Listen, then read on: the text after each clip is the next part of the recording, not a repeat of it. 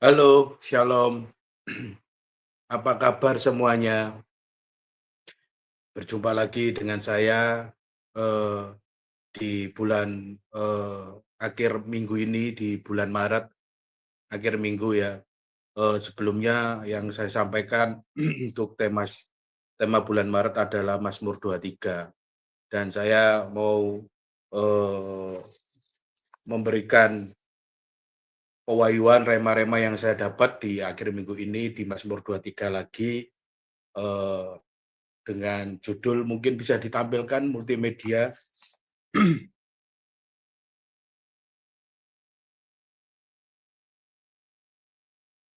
Bisa ditampilkan untuk judulnya.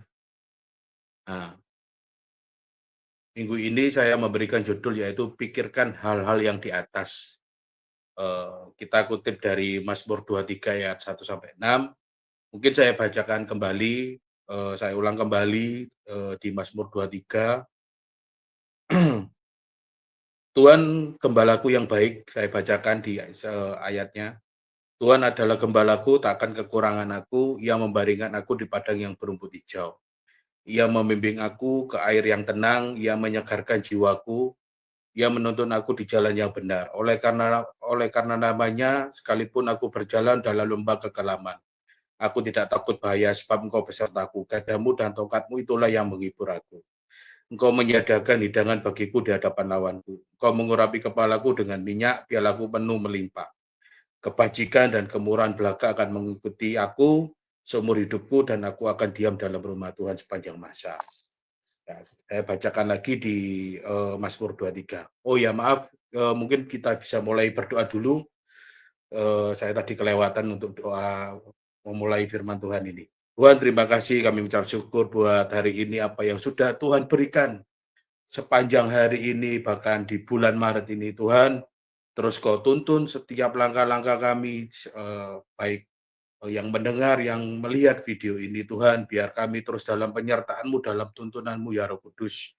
Biar kami tidak berjalan menurut cara pandang kami, tapi kami berjalan seirama, sederap dengan Engkau.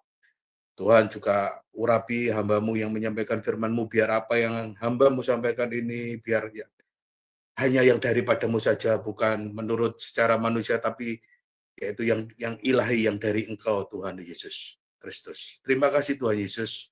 Kami hamba serahkan Tuhan firman saat ini, biar menjadi berkat, menjadi rema, menjadi kekuatan bagi banyak orang yang menonton video ini. Di dalam nama Tuhan Yesus, haleluya, amin. Oke, nah, seru sekali nih. Oke, kita melanjutkan Mazmur 23. Jadi saya di minggu ini terakhir, saya akan mengupas lagi tentang Mazmur 23. Karena kita sebagai domba kita harus terus melekat sama gembala kita. Jadi tanpa disadari kita kadang menjadi anak Tuhan atau menjadi murid Kristus. Apakah kita ini sudah benar-benar melakukan mengikut Tuhan setiap saat, bukan hanya setiap minggu datang ke gereja, tapi setiap saat kita mengikuti Tuhan, kemana arah tuntunan Tuhan. Karena kalau kita mengikuti tuntunan Tuhan, Tuhan ini akan terus menuntun kita, bahkan di padang yang berumput hijau. Di padang yang berumput hijau, nggak selalu, kadang-kadang itu terkesan kelihatannya baik. Tapi kadang-kadang terkesan selalu kok di padang, kok nggak ada suatu hal yang berlimpah-limpah atau buah-buah yang di padang gurun yang bermunculan. Kadang-kadang itu yang terjadi kita sebagai anak-anak Tuhan. Dan saya melihat banyak sekali juga dari orang-orang Kristen yang seringkali merasa saya sudah banyak hidup di dalam Tuhan, tapi banyak sekali kok hidupku kok masih kacau, kok hidupku kok masih banyak kekurangan, bahkan hidupku pun masih dalam keuangan, dalam pekerjaan masih belum baik, seperti itu. Jadi kita harus mengikuti dengan Tuhan itu bukan karena berkat, tapi karena kita mengikuti Tuhan karena kita juga sudah diselamatkan, dan karena kita juga cinta sama Tuhan. Jadi kita harus memiliki motivasi yang benar sebagai domba, sebagai anak Tuhan. Kita harus memiliki hati yang benar, hati yang yang bersih, yang murni, tanpa ada embel-embel dalam arti kita kalau kita melakukan ini kira-kira aku dapat apa ya? Kalau aku melakukan ini itu kira-kira apa yang aku dapat ya? Jadi kita harus memiliki dengan cara pandang yang benar. Karena kalau kita memiliki cara yang benar, kita pasti apapun yang kita lakukan itu akan dampaknya lebih positif dan dampaknya akan lebih dahsyat, akan berdampak dan bisa menjadi berkat bagi banyak orang. Seringkali kita melakukan segala sesuatu, kita masih melihat banyak untung dan rugi. Secara nggak langsung memang tanpa disadari kita secara manusia. Tapi kalau kita mengikuti cara Tuhan, firman Tuhan, kita nggak boleh terlalu berpikir seperti itu. Aku akan mengupas lagi untuk mengingatkan kembali di Mazmur 23 ini, supaya kita lebih mengalami, mendalami dalam arti tentang penyertaan Tuhan dan tuntunan Tuhan. Karena kalau Tuhan, kita percaya bahwa Tuhan itu adalah gembala kita harus percaya sepenuhnya, jangan setengah-setengah. Percaya aja. Percaya itu artinya kita itu enggak punya pemikiran-pemikiran yang apa namanya itu, yang negatif. Jadi ketika kita punya pikiran yang benar di dengan Tuhan, itu pun akan berdampak kita ke lingkungan dan apa yang kita kerjakan di sekitar kita. Jadi kalau kita sudah cara pandangnya sudah salah, ke Tuhannya juga salah, dan apa yang kita lihat di sekitarnya juga akan salah. Jadi kita harus punya persepsi yang benar. Karena kita punya cara pandang yang benar, kita akan mengikuti setiap jalan-jalannya Tuhan itu dengan hati yang bersyukur. Ya, jadi ketika Tuhan membaringkan aku di padang yang berumput hijau, Ia juga membimbing aku ke air yang tenang. Kita akan dibawa air yang tenang, dalam arti kita harus juga memiliki hubungan keintiman. Kita ini belum perlu disegarkan kembali, karena setiap hari kita melakukan banyak aktivitas, dan aktivitas itu kadang membuat kita itu menjadi letih dan lelah dan merasa capek, dan membuat kita itu perlu disegarkan kembali dalam arti kita masuk dalam hadirat Allah. Kita masuk dalam hadirat Tuhan itu untuk supaya kita itu disegarkan kembali. Ya. Saya sendiri pun kadang kalau merasa sudah capek, letih, daging ini rasanya kepingin tidur, kepingin istirahat, dan kita harus paksakan untuk datang ibadah, untuk datang nyembah, cari Tuhan. Itu kayak merasa kayak disegarkan kembali, rohnya itu kayak dicas kembali. Jadi seakan-akan kita itu kayak hidup kembali. Jadi akhirnya kita hidup bukan secara nggak langsung, bukan secara daging aja, tapi secara roh. Secara roh itu yang membuat kita itu akhirnya jadi strong kembali, segar kembali. Nah, firman Tuhan kan mengatakan ia akan membimbing kita ke air yang tenang. Ia akan menyegarkan jiwaku dan menuntun aku di jalan yang benar oleh karena namanya. Ketika kita sudah disegarkan masuk dalam hadirat Allah, kita disegarkan kembali jiwanya kita. Pada dasarnya jiwa kita ini kan perlu diisi. Jiwa kita ini kan haus akan ada pride, ada ego yang kita itu pengennya selalu juga dimengerti, egonya yang tinggi sekali. Lah itu harus kita kembalikan ke Tuhan supaya jiwa kita ini supaya kalah dan roh kita yang lebih besar, ya. Jadi ketika kita disegarkan kembali dan kita akan masuk dalam hadirat Allah, tenggelam dalam hadirat Allah, kita akan mendapat sesuatu yang baru, rema-rema yang baru, dan kita Tuhan ingatkan, kayak kita tuh dituntun gitu loh. Biasanya mungkin yang saya lakukan adalah bahwa ketika saya masuk rest dalam hadirat Allah, dalam sepanjang hari Tuhan tuh ingatkan saya, kamu ini dulu, kamu tadi itu harusnya nggak seperti itu yang kamu lakukan, kayak diingatkan kembali, dan kita akan mengkoreksi diri sendiri, maksudnya oh iya ya tadi itu aku salah loh. Mungkin kita nggak sengaja nyakitin orang, tapi ketika kita masuk hadirat Allah, kita dipenuhi dengan Roh Kudus, itu kayak kita tuh ada teguran-teguran yang membuat kita itu akhirnya kita tuh sadar bahwa oh iya aku ini salah loh, aku nggak boleh harusnya ngomong gitu. Secara nggak langsung kita itu dikoreksi sama Roh Kudus, dan itu akan baik buat kita. Membuat kita apa? Membuat kita tidak akan menjadi sombong, membuat kita tidak akan menjadi seakan-akan kita benar. tapi kita dikoreksi terus sama Tuhan dan menyadari bahwa ya semuanya ini karena Tuhan, seperti itu.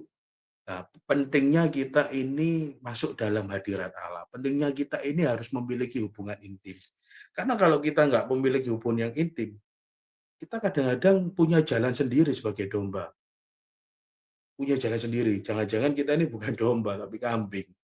Nah, yang tahu siapa? Yang tahu kita sendiri. Kita harus koreksi. Jadi kita juga harus check up rohani bahasanya, check up juga jasmani secara kesehatan, tapi juga harus ada yang namanya check up rohani. Check up rohani itu apa? Mengkoreksi diri sendiri di hadapan Allah, di hadapan Tuhan. Dengan apa? Dengan saat teduh, dengan baca firman, dengan berdoa.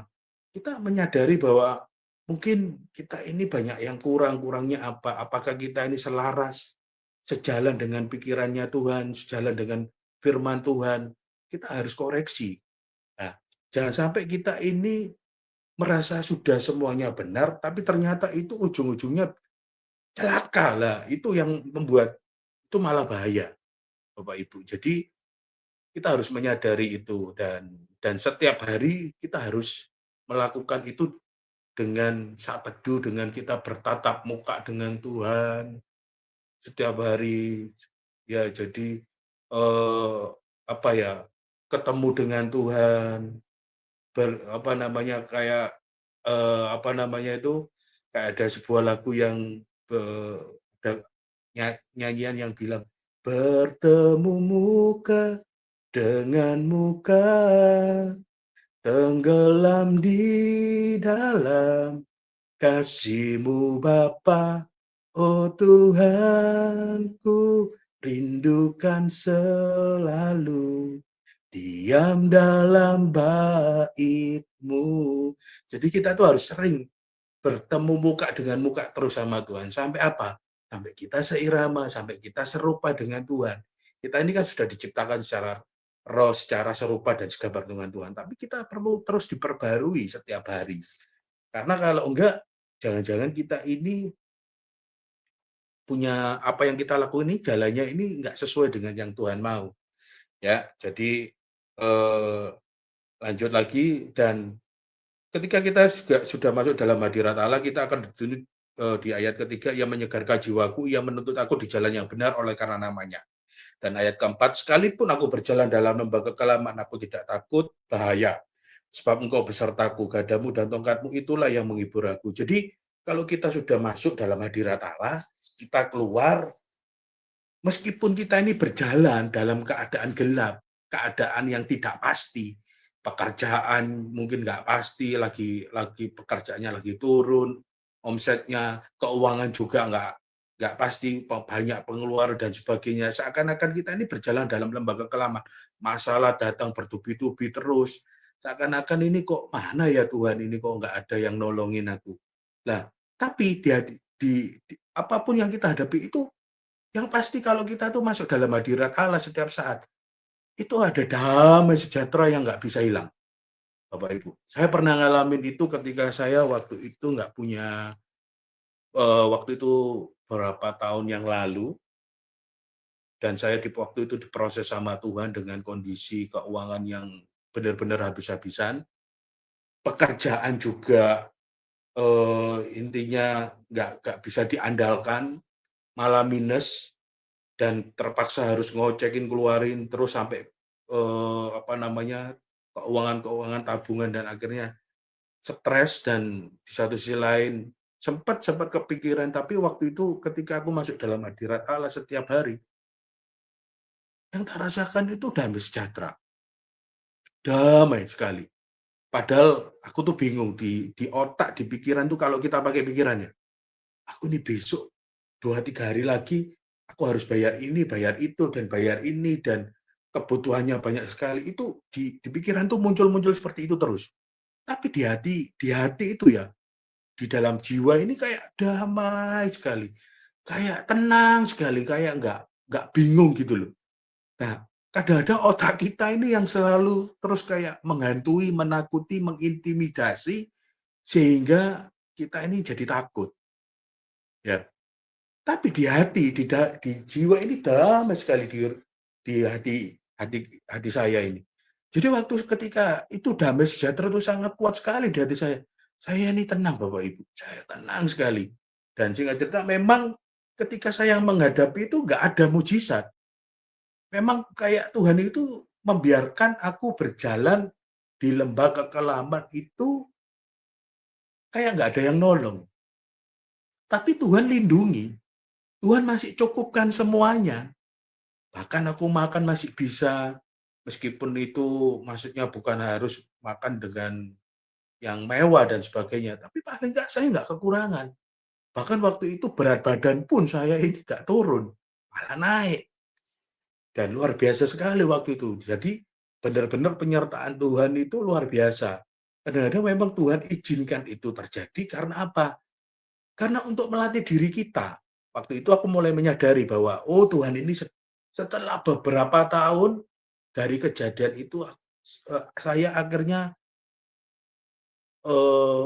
melihat apa yang saya alami berapa tahun yang lampau, itu Tuhan sedang melatih diri saya ternyata. Melatih apa? Mental saya ternyata. Gengsi saya, ego saya, yang suka tersinggungan kadang. Jadi itu kayak dihancurin semuanya. Kayak diremukan semuanya. Dan itu sakitnya minta ampun Bapak Ibu. Sakitnya minta ampun. Ketika mengalami itu rasanya itu kayak, Tuhan, Engkau di mana? Aku salah apa Tuhan? Padahal aku sudah melakukan ini dan itu. Akhirnya kayak merasa seakan-akan berjasa. Itu pun salah. Kita tidak boleh merasa berjasa. Tuhan, saya sudah pelayanan ini dan itu. Saya sudah memberikan ini dan itu. Kita tidak boleh seperti itu. Itu menurut saya itu namanya masih kesombongan. Karena merasa berjasa, karena seakan-akan Tuhan itu berhutang sama kita. Tidak. Tapi Tuhan memang izinkan waktu itu saya mengalami hal yang seperti itu, membuat saya itu, mental saya jadi terlatih Bapak Ibu. Saya menjadi orang yang strong, menjadi orang yang kuat, menghadapi tekanan, menghadapi terpaan, omongannya orang, disalah mengerti dan sebagainya. Wah itu waktu itu kayak benar-benar kok bertubi-tubi diserang saya. Kayak benar-benar aku tuh melewati yang namanya lembah kekelaman dan saya nggak tahu ujungnya itu sampainya di mana saya nggak tahu. Sempat punya ketakutan apakah ini saya harus melewati ini seumur hidup saya dengan hidup seperti ini. Ada ketakutan-ketakutan seperti itu. Tapi waktu itu saya cuma hanya nangis, saya cuma hanya tersungkur di kaki Tuhan dan saya, Tuhan aku nggak tahu masa depanku, pekerjaanku, hidupku semuanya aku letakkan Tuhan. Aku letakkan, saya cuma bisa nyanyi waktu itu. Waktu itu aku cuma bisa nyanyi lagunya seperti ini Bapak Ibu. Takkan pernah ku bawa selain yang terbaik. Itu hancur sekali aku nyanyi lagu itu. Dan aku cuma bisa, ini Tuhan, aku nggak bisa memberi apa-apa. Ini dengan hati yang hancur, hati yang remuk. Tuhan aku bawa dan serahkan. Biar kau menata ulang hidupku kembali. Biar kau memperbarui hidupku kembali. Tuhan seperti yang Tuhan mau. Kalau memang Tuhan mau pakai aku Tuhan dengan luar biasa, dengan dahsyat. Supaya hidupku menjadi berkat dan menjadi dampak bagi banyak orang. Aku cuma waktu mengalami hal waktu itu cuma hanya bisa berdoa seperti itu Bapak Ibu. Dan waktu itu sudah nggak punya apa-apa, dengan bisanya naik motor, pasang handfree dengan lagu rohani yang sederhana di jalan itu, cuma setiap naik motor itu jalan itu dengan bercucuran air mata dengan menyembah, waktu itu dengan menyembah, eh, dipakai untuk menyembah Tuhan dalam waktu dalam perjalanan. Jadi kita harus, sekali lagi, kita harus masuk dalam hadirat Allah untuk supaya kita disegarkan kembali, jiwa kita harus, kadang-kadang kalau memang Tuhan izinkan itu terjadi sama Bapak Ibu, berarti Tuhan punya rencana yang besar. Ada Tuhan pengen kita ini, kita harus potongin dulu ranting-ranting yang nggak berbuah supaya hidup kita berbuah. Amin, Bapak Ibu. Dan saya lanjutkan kembali, gadamu dan tokatmu itulah yang menghibur aku, dan Di ayat kelima, engkau menyediakan hidangan bagiku di hadapan awanku, engkau mengurapi kepalaku dengan minyak, kepalaku penuh melimpah. Di video sebelumnya sudah tak jelaskan ayat kelima ini, ketika kita sudah berjalan dengan Tuhan, ada penyertaan Tuhan, ada berkat-berkat yang dari Tuhan, bahkan kita diberkati ketika kita disalah mengerti sama orang-orang yang tanda kutip mungkin secara nggak langsung kita menganggapnya musuh, tapi Tuhan juga pengen kita juga memberkati dia, memberkati mereka yang menyakiti kita. Jadi kita pun nggak boleh membalas kejahatan dengan kejahatan, tapi kita harus juga memberkati mereka. Jadi kita sebagai domba Tuhan, kita harus mengikuti. Dan saya yang juga mau saya bahas terutama adalah kita juga harus percaya dengan Gembala Agung kita sepenuhnya dan percaya sama pemimpin rohani kita. Karena kita jangan sampai salah mengerti atau punya asumsi-asumsi yang salah. Jadi kita sebagai domba seringkali ini terjadi di dalam sebuah gereja, Bapak Ibu. Sebelumnya pun saya juga merasakan hal yang sama, jadi kita sebagai domba ini kadang-kadang kita ini nggak percaya. Tuhan tuh bisa pakai siapapun untuk untuk memimpin kita, bahkan lewat orang-orang yang levelnya di bawah kita. Orang-orangnya mungkin yang biasa, yang mungkin sederhana, tapi Tuhan memang izinkan dia itu ditaruh di atas kita, untuk kita itu dipimpin sama mereka. Kita percaya saja, karena apa? Karena bagaimanapun Tuhan itu tahu kok yang terbaik buat kita. Kita nggak boleh sampai salah mengerti dan akhirnya kita ini menjadi anak Tuhan yang sulit dimuridkan, yang sulit untuk digembalakan, yang sulit untuk diajar.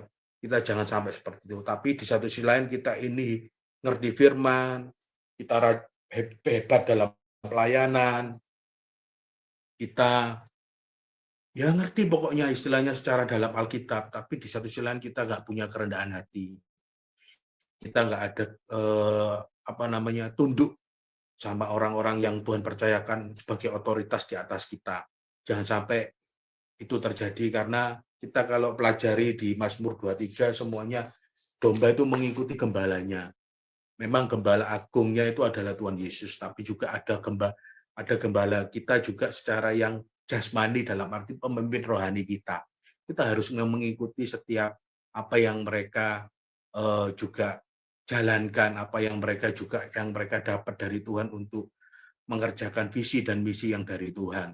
Jadi jangan sampai kita punya jalan-jalan sendiri. Jadi berarti kita itu bukan domba kalau gitu. Kalau kita kelihatannya ngerti firman, rajin pelayanan, saat teduhnya bagus. Tapi satu hal lagi yang sering terjadi adalah tidak ada kesepakatan, tidak ada penundukan diri dengan pemimpin di gereja atau memimpin otoritas yang di atas yang Tuhan percayakan ke kita untuk kita dimuridkan dan dikembalakan. Itu akan membuat kita tersesat, Bapak Ibu. Kita akan kehilangan arah dan tujuan. Dan ini seringkali terjadi. Saya juga dulu sempat beberapa kali, saya ini orang yang susah tunduk sama orang. Kalau saya ini nggak melihat benar-benar orang ini punya reputasi yang baik dan sebagainya, saya ini nggak gampang. Tapi saya ini belajar, sampai sekarang pun saya belajar. Nah, malam hari ini juga saya mau sharekan, saya mau bagikan dengan Bapak Ibu yang menonton video ini, supaya nggak mengalami hal yang juga yang pernah saya lakukan, dan kedepannya kita akan terus dibawa Tuhan, terus naik dan tidak pernah turun. Nah, mungkin bisa dibantu multimedia, bisa dibuka Matius 26 ayat 14. Matius 26 ayat 14.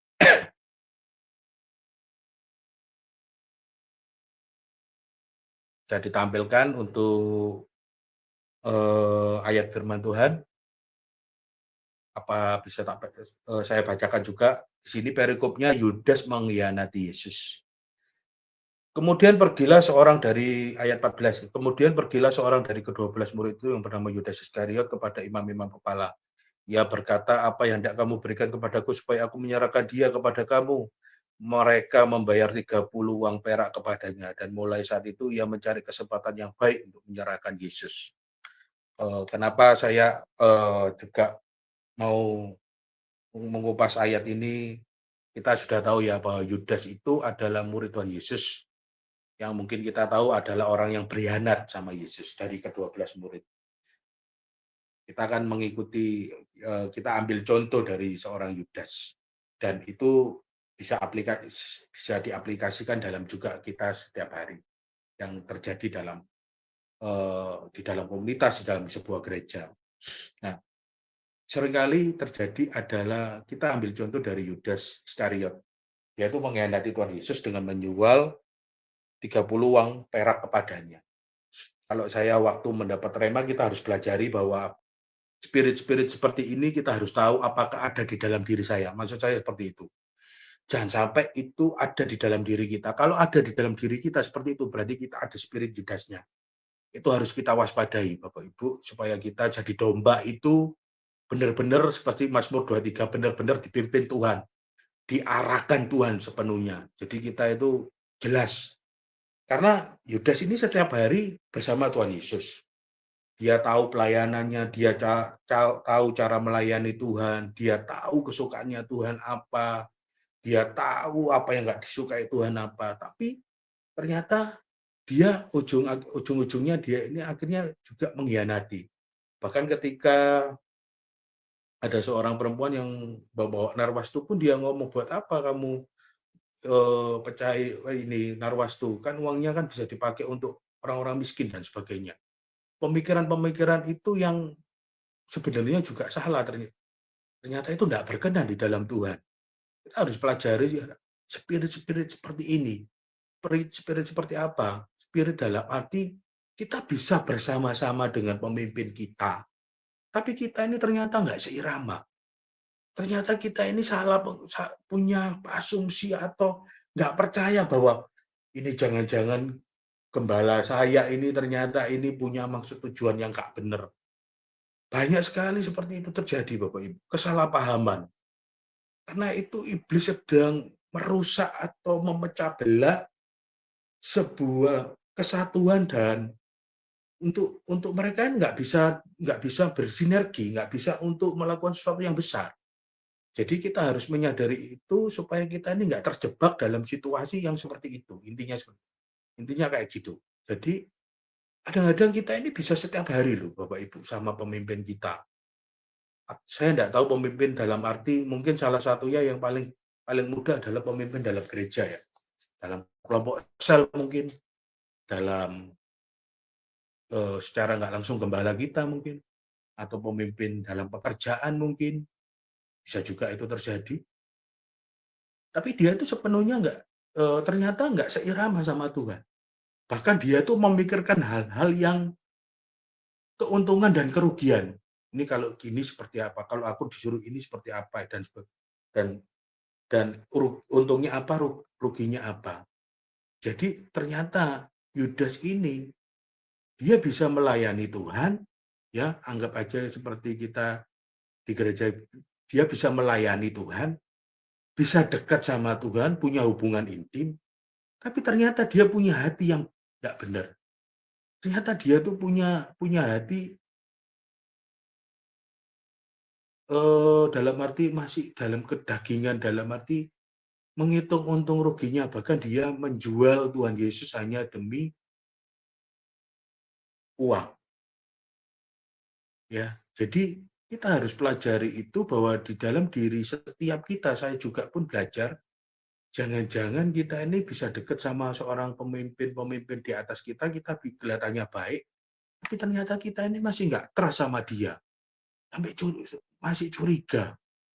Bahkan kita ini bisa menjelekkan di belakangnya pemimpin-pemimpin kita karena kita merasa itu tidak benar menurut cara pandang kita. Hati-hati Bapak Ibu, kita jangan-jangan ini seperti Yudas. Tanpa kita sadari, kita harus juga belajar di akhir zaman ini supaya kita nggak terkecoh dengan asumsi, dengan pengertian-pengertian yang salah, dengan apa ya cara pandang yang tidak benar. Nah, ini sering terjadi Bapak Ibu. Nah, Yudas ini kan kelihatannya dekat sekali ya. Kalau diaplikasikan dalam kehidupan zaman sekarang ini, dia dekat sama Tuhan Yesus, dia rajin pelayanan, dia punya hubungan yang baik, tapi ternyata itu hanya di kulitnya aja, di dalamnya enggak seirama. Dia nggak bisa menangkap hatinya Tuhan Yesus. Dia nggak bisa menangkap apa yang Tuhan rindukan itu apa, dia nggak bisa menangkap. Bahkan dia punya pandangan, cara pandang sendiri. Bahkan dia menjual Tuhan Yesus sendiri. Jadi mungkin kita bisa pelayanan, bisa ke gereja aktif, tapi di satu sisi kita nggak usah ngomong ke Tuhannya ya. Ke pemimpin kita tidak trust, nggak percaya, curiga. Curiga dan beraneka macam kita ini punya asumsi, punya kebenaran diri sendirinya sangat kuat. Itu bahaya Bapak Ibu. Itu sangat bahaya sekali. Dan jangan sampai kita terkecoh dengan tipuan-tipuan iblis. Jadi harus tahu ya buah-buah rohnya kita ini seperti apa harus tahu. Apakah kita ini benar-benar domba yang nurut dan taat dan percaya sepenuhnya sama pemimpin kita terutama yang di atas kita, yang ditaruh menjadi otoritas kita, apakah kita ini benar-benar percaya dan setia sama pemimpin kita, atau memang kita masih curiga, atau mungkin kita ini masih banyak ketidakpercayaan, punya pandangan cara sendiri. Jadi yang tahu kita sendiri, bisa koreksi sendiri-sendiri ya Bapak Ibu. Dan akhir-akhir ini kita akan banyak tipu muslihat iblis itu yang merusak persatuan-kesatuan itu, terutama dalam sebuah gereja, dalam di perusahaan, tapi yang banyak di gereja. Kalau saya lihat banyak sekali, seringkali itu kayak nggak trust. Jadi kita harus mulai percaya bahwa pemimpin kita itu adalah pemimpin yang Tuhan percayakan untuk kita dimuridkan dan digembalakan. Seperti itu. Jadi jangan punya pikiran-pikiran yang salah atau asumsi yang belum tentu benar. Kita harus juga selalu bawa dalam doa, karena bagaimanapun kita ini juga manusia, kita pun sendiri kalau kita mungkin mencurigai sesuatu yang tidak benar, kita juga harus koreksi, jangan-jangan kita ini salah, jangan-jangan kita ini yang nggak benar. Kita harus tunjuk ke diri kita dulu, jangan nunjuk ke orang. Jangan merasa diri kita juga benar, jangan-jangan kita ini yang salah. Jadi kita koreksi dulu. Ya, Bapak Ibu, jangan sampai iblis membawa kita itu malah ke dalam kehancuran. Jadi kita harus cek lebih dulu. Kalau ada sesuatu apa, kita harus cek. Misalnya juga ada yang terjadi loh, tapi itu pemimpinnya sudah nggak benar, sudah punya reputasi yang nggak gini, tapi kan juga kita nggak boleh menghakimi mereka. Bagaimanapun kalau Tuhan tempatkan mereka untuk memimpin kita belajarlah punya hati yang mau dibentuk. Belajarlah punya hati yang mau rela diarahkan. Ya kan? Selama itu diarahkan baik dan benar seperti yang Tuhan mau sesuai dalam Alkitab, kenapa tidak? Kenapa kok kita merasa seakan-akan kita harus menghakimi pemimpin kita? Kan kitanya yang malah salah. Jangan sampai kebalik Bapak Ibu. Yang sebelumnya kita nggak salah, akhirnya menjadi salah. Karena apa? Karena respon hati kita yang tidak benar. Seperti itu. Jadi perlu dicek ya Bapak Ibu ya. Akhir-akhir ini kita harus juga mempelajari dengan buah-buahnya kita ini apa. Seperti apa? Apakah buah-buahnya kita ini baik, bisa dinikmati banyak orang, atau buah-buahnya kita ini malah membawa kehancuran.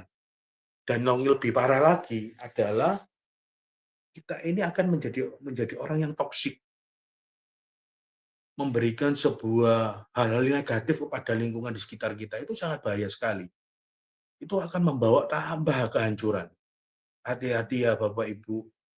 Jangan sampai kita ini justru nggak jadi terang dan garam dunia, tapi membawa suatu hal yang negatif, membawa dalam kehancuran. Ingat Bapak Ibu kita nggak boleh seperti itu, kita harus bertobat kalau itu terjadi. Jadi hati-hati dalam membicarakan segala sesuatu. Belajarlah untuk memberikan segala sesuatu itu memotivasi dengan hal yang benar. Jangan menjatuhkan, jangan apalagi membicarakan pemimpin-pemimpin kita dengan hal-hal yang belum tentu juga benar. Kita nggak boleh seperti itu. Kita nanti akan berurusan dengan Tuhan malahan. Jangan Bapak Ibu. Saya juga banyak belajar. Memang itu tidak mudah, tapi kita juga harus kalau jadi domba, ya kita harus belajar mau diarahkan. Selama ajarannya itu benar, selama ajarannya itu membawa kita jadi lebih baik, kenapa tidak? Kenapa kok kita harus negatif? Cuma karena orangnya mungkin biasa atau mungkin punya dulu latar belakang yang nggak benar. Itu kan tapi dulu. Sekarang kan belum tentu. Kita semua juga bukan orang yang baik dan benar. Tapi kita karena kita ngerti firman Tuhan, lama-lama kita juga dibenarkan. Seperti itu. Terus jangan punya pikiran-pikiran yang salah atau asumsi ya Bapak Ibu. Kita harus memikirkan hal-hal yang di atas, dalam arti kita tuh memikirkan hal-hal yang seperti yang Tuhan mau. Tuhan tuh pengennya sukanya apa, seperti itu. Kita harus memikirkan hal yang seperti itu. Jangan mikir-mikir yang sampai terlalu berlebihan. Makanya kita juga harus pintar menyaring setiap apa yang kita dengar. Kalau ada hal yang sesuatu yang tidak benar, yang tidak membawa kebaikan, jangan dimasukkan terus ke telinga kita. Nanti akhirnya jadi toksik. Akhirnya itu lama-lama kita itu secara nggak langsung kita apa namanya ke transfer sesuatu hal yang negatif.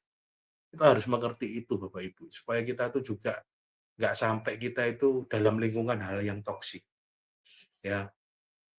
Jadi biar kita tuh diketemukan orang-orang yang punya hati yang sama, memotivasi untuk semakin bertumbuh ya. Jadi pelajari setiap buah-buah kita dan apa yang di sekitar lingkungan kita ini sebagai domba. Apakah kita ini berada di lingkungan yang tepat atau yang tidak tepat. Karena kalau lingkungannya tidak membangun, itu juga akan membawa kita malah kita tersesat. Ya, jadi jangan sampai itu terjadi karena kalau itu kita salah memilih, salah salah masuk dalam lingkungan, kita akan rugi sendiri. Mungkin saya ada tambahan di Mazmur 1 ya, bisa dibantu multimedia Mazmur 1. Saya bacakan Mazmur 1, saya tiba-tiba keinget Mazmur 1 ini berbahagialah orang yang tidak berjalan menurut nasihat orang fasik, yang tidak berjalan di jalan orang berdosa, dan yang tidak duduk dalam kumpulan pencemooh, ya. Tetapi yang kesukaannya ialah Taurat Tuhan dan yang merenungkan Taurat itu siang dan malam. Ia seperti pohon yang ditanam di tepi aliran air yang menghasilkan buahnya pada musimnya dan yang tidak layu daunnya, apa saja yang diperbuatnya berhasil. Nah, untuk ayat 3 ini untuk terjadi dalam kehidupan kita, apa saja yang diperbuat berhasil. Tapi jangan lupa juga bahwa kita harus melewati ayat 1 dan 2 ini harus juga diperhatikan. Kita harus juga perhatikan orang-orang yang tidak kumpul dalam kumpulan pencemooh. Tapi kita ini harus juga cari orang-orang yang ialah kesukaannya, ialah Taurat Tuhan. Kita sebagai domba jangan sampai kita ini akhirnya bergaul dengan kelihatannya domba sih, tapi semuanya bukan domba, tapi serigala berbulu domba itu kan malah bahaya, Bapak Ibu. Jadi kita harus tahu domba-domba yang di sekitar kita seperti apa, kita sama-sama menjadi orang-orang yang setia dalam melayani Tuhan. Makanya komunitas sangat penting, jadi kita harus perhatikan orang-orang di sekitar kita, ya jangan sampai kita ini menjadi orang-orang yang sudah tahu kebenaran, sudah melayani Tuhan, tapi kita ini salah bergaul, salah juga mendengarkan omongan-omongan yang tidak benar, sehingga itu membuat kita akhirnya menjadi tersesat, menjadi kita itu akhirnya gini, kita ini akhirnya nggak dapat sesuatu apa-apa. Karena apa? Karena kita salah bergaul dengan orang. Nah, pentingnya bergaul itu dengan orang-orang seiman adalah membawa kita ini ke dalam next level berikutnya. Ya, kita sebagai domba ini harus diarahkan terus. Jangan sampai juga domba itu sendirian, Bapak Ibu. Domba sendirian itu banyak serigala yang akan siap menerkam. Ya, Bapak. Jadi saya juga mengalami hal yang seperti itu ketika saya dulu pernah merasa saya ini kuat, saya ini ngerti firman, saya ini punya hubungan sama Tuhan, punya kedalaman. Tapi kita tetap nggak bisa sendiri, kita tetap butuh komunitas, kita tetap butuh yang namanya orang-orang yang menarik kita ketika kita ini di bawah. Kita butuh orang-orang di sekitar kita untuk menarik kita lebih di atas, dan juga kita butuh yang namanya pemimpin rohani. Pemimpin apa yang saya tadi bicarakan, ada orang-orang yang ditaruh otoritas di atas kita, yang Tuhan percayakan. Kita perlu loh diarahkan, meskipun itu kelihatannya dia itu mungkin secara level rohani dia masih belum seperti yang kita harapkan, tapi percaya saja bahwa Tuhan loh mempercayakan dia untuk memimpin kita. Belajarlah untuk punya hati yang rela untuk mau dipimpin. Dan yang terakhir adalah belajarlah taat dan setia dimanapun Tuhan tempatkan. Jadi kita kadang dalam menjalani kehidupan, kadang kita nggak tahu kita ini diarahkan seperti apa sama Tuhan. Tapi kita harus percaya, mau mau diarahkan di tempat manapun, di tempat sini, A, B, C, dan sebagainya, kita harus percaya bahwa di situ Tuhan ada sesuatu yang kita kerjakan. Jadi jangan pernah memiliki hati yang apa ya, iri hati, sorry, memiliki iri hati. Kok orang itu bisa seperti itu? Kok orang itu bisa seperti itu ya? Aku ya bisa loh harusnya seperti itu. Jangan Bapak Ibu. Kita ini harus punya gambar diri yang sehat. Dalam arti Tuhan itu mau nempatkan kita di mana. Tuhan itu mau taruh kita di mana. Ya kita percaya saja. Nggak perlu kita itu pengen banding-bandingkan kita tuh sama orang lain. Nggak perlu. Toh juga Tuhan itu taruh potensi kok. Talenta setiap orang dikasih minimal satu-satu semua kok. Untuk kita pakai untuk dikembangkan. Jadi nggak perlu iri. Nggak perlu kita itu melihat orang dipakai Tuhan hebat dan sebagainya, kok aku ditaruh di sini sendirian, kok aku ditaruh nggak enak, bisa itu enak orang itu bisa dikenal banyak orang. Nggak perlu. Saya dari dulu, saya ini juga nggak pernah punya rasa iri sama orang ketika, karena saya tahu Bapak Ibu, saya ini dipanggil untuk apa. Ketika saya bertobat pun saya ini dari dulu punya hati kerinduan yaitu memenangkan banyak jiwa. Saya sudah tahu bahwa kerinduan saya adalah Tuhan taruh, terutama saya panggilannya yang begitu kuat adalah di penginjilan. Jadi saya nggak pernah iri orang mau dipakai seperti apa, jadi gembala yang punya banyak jiwanya banyak sekali. Terus saya nggak ada yang maksudnya yang tak gembalakin secara nggak langsung, mungkin satu dua orang. Saya nggak pernah iri Bapak Ibu. Saya nggak pernah iri sama sekali. Orang itu mau dibawa naik, dipanggil pelayanan kemana-mana, saya nggak pernah iri. Saya tidak pernah iri karena saya tahu saya panggilannya saya di mana. dan dan saya selalu bilang dulu ke teman-teman saya, kita ini harus bergerak dalam panggilan kita masing-masing. Kita saling support tapi kita punya panggilan masing-masing. Makanya kan ada 5 jawatan kalau di dalam Alkitab kan. Ada rasul, ada nabi, ada penginjil, ada gembala, ada pengajar. Kita di mana? Kita nggak boleh saling iri dan semuanya itu ada fungsinya semua kok. Yang penting kan tujuan kita ini kan bukan dilihat orang. Yang penting kita ini tujuannya adalah kita berkenan di hadapan Tuhan, kita memberikan yang terbaik buat Tuhan. Seperti itu. Ya. Jadi kalau kita mengerti hal-hal yang seperti ini, kita jadi domba, tahu bagaimana kita harus melakukan.